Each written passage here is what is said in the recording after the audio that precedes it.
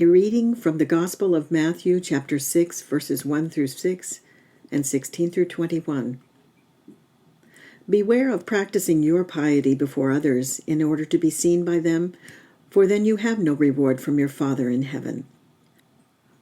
So whenever you give alms, do not sound a trumpet before you, as the hypocrites do in the synagogues and in the streets, so that they may be praised by others. Truly, I tell you, they have received their reward. But when you give alms, do not let your left hand know what your right hand is doing, so that your alms may be done in secret, and your Father who sees in secret will reward you. And whenever you pray, do not be like the hypocrites, for they love to stand and pray in the synagogues and at the street corners, so that they may be seen by others. Truly, I tell you, they have received their reward.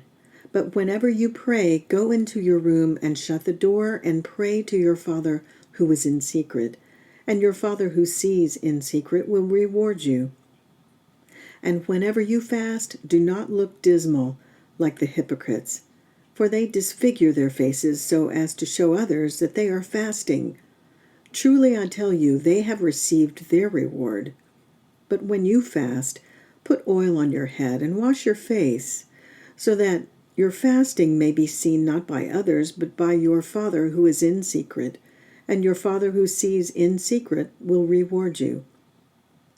Do not store up for yourselves treasures on earth, where moth and rust consume, and where thieves break in and steal.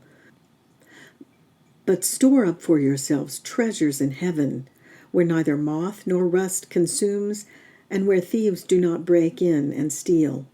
For where your treasure is, there your heart will be also. Many of us begin Lent with ashen marks smudged against our foreheads, the oil glistening on our skin throughout the rest of the day. It's a mark that is holy because it tells the truth. We are formed from the dust, and to dust we shall one day return. We are not immortal. Death will one day find us all. However, as we've crafted this Lenten series around the theme, Full to the Brim, we found ourselves asking for more from our Lenten journey. Yes, death will surely find me one day, inhaling me into that infinite abyss. But the cross on my forehead only tells me part of the story. The empty tomb tells me a fuller, more expansive truth. Death will not have the last word. There is more. God is more. This expansive truth requires more of us. It invites us to abandon empty or showy practices of faith and instead draw inward to open ourselves to a deeper journey of transformation.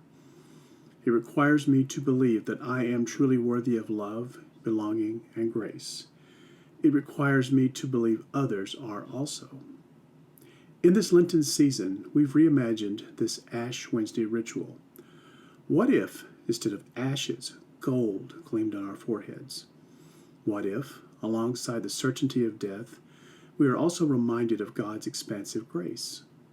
What if, on this day, we said to one another, "From stardust you have come, and to stardust you shall one day return"? Let's pray. Breathe deeply as you gaze upon the image on the screen. Imagine placing yourself in this scene. What do you see? How do you feel? Get quiet and still, offering a silent or spoken prayer to God.